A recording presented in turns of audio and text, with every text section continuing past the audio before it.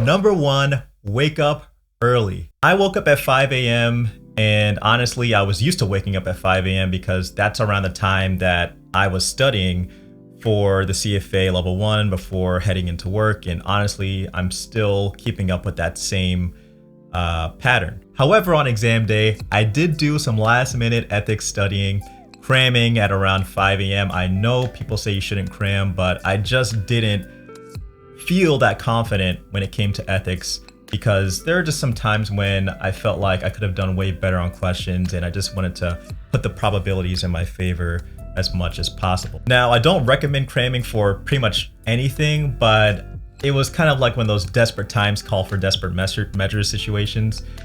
For level 2, I'm actually memorizing the code of ethics and the standards, and I'm noticing even now, several months before sitting for level 2, that it's actually helping me to answer more questions correctly that I know I would have gotten incorrectly on level 1 because I just didn't know the code of ethics or the standards like the back of my hand. Now, I didn't just wake up at 5 a.m. just to cram for ethics. I also tried to do other things like pack for the exam day with all the things that I needed for the exam.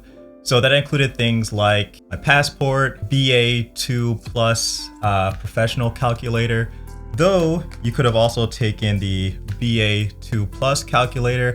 I have both, and I actually brought both because I just thought that in case there are any malfunctions with my calculator for any reason, I have another one.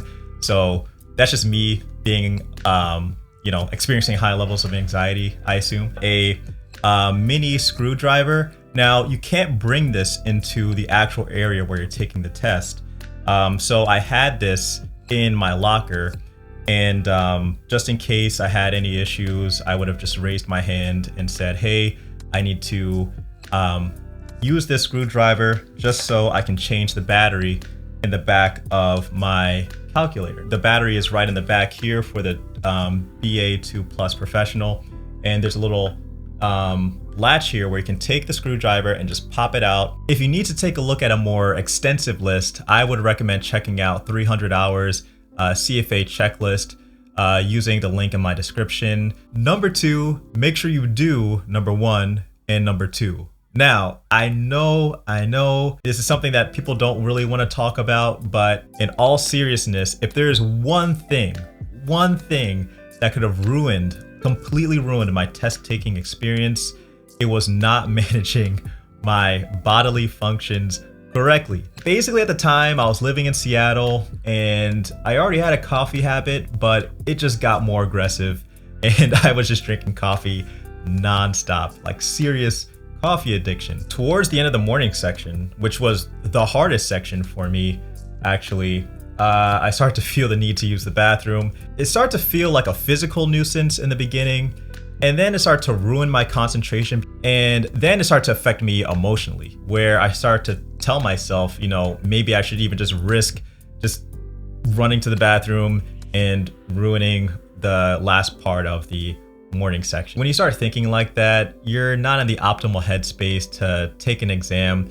But luckily I passed, but that wasn't a great experience. So I don't recommend drinking any coffee or tea or any diuretic the morning of the exam. So I definitely won't be doing this for level 2. I'll just kind of be slightly dehydrated, to be honest. Number 3, have someone drop you off and pick you up. Luckily, my wife is a saint and she didn't mind treating me like a child that day and dropping me off for the exam and picking me up thereafter. Number 4, use up every second and minute within the exam. Now, I know some of you guys are next level geniuses, but if you find that you answered all the questions early and you leave the exam to kind of, flaunt your genius and kind of show off like you might have back in undergrad, you should realize that the others in the test center may be taking a completely different exam than you are. You may just kind of be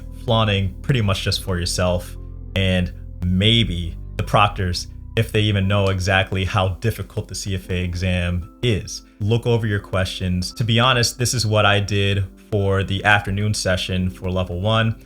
I actually finished with an hour to spare, which blew me away when that happened. I literally had an hour left to spare. So again, because I have the bladder of an old man, I went out again, used the restroom, came back, and then I went over every single question I could to make sure that I knew and I was confident that I answered those questions the best that I could. Then I went over every single question again and then weighed the probabilities of which one I likely got wrong and which one I likely got right. The reason why I did this was because I would feel better leaving the exam knowing that at least in the afternoon section, I felt that worst case scenario, I did pretty decently on that.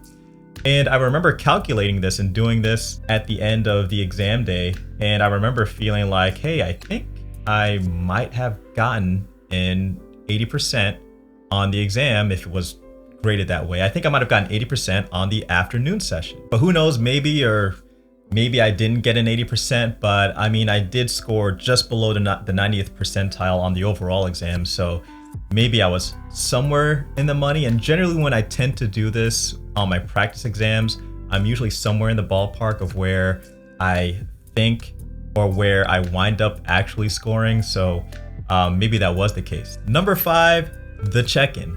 Now, before I entered the exam room, the proctors asked me to delete the memory in my calculator. Now, I know many of us know how to use our calculators, but just for those of us who don't, please know A, how to delete your memory, and B, how to reset your decimal places to the level of decimal places that you like. You may have done this when you first got your calculator, but you may have forgotten.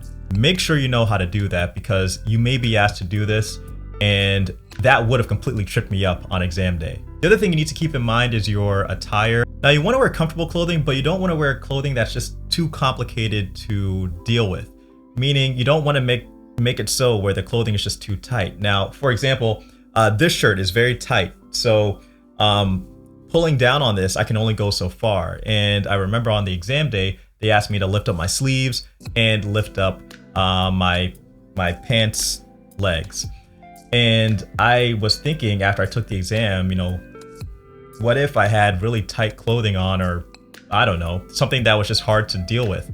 I don't really know what the proctors do in those situations. I'm not trying to get, strip searched or cavity checked or anything like that. So I doubt they go that far. I extremely doubt they go that far, but who knows? I just didn't want to have any problems. So make sure that you wear comfortable clothing that's just easy to deal with. If you wear short sleeves, great. If you're wearing shorts, great. But if you're wearing anything with long sleeves or long pants, just make sure you can, adjust it if they ask you to adjust it. Now guys, these are just my added tips and thoughts for the exam and the exam day. If you want to see how well I did on the exam, check out this video right here.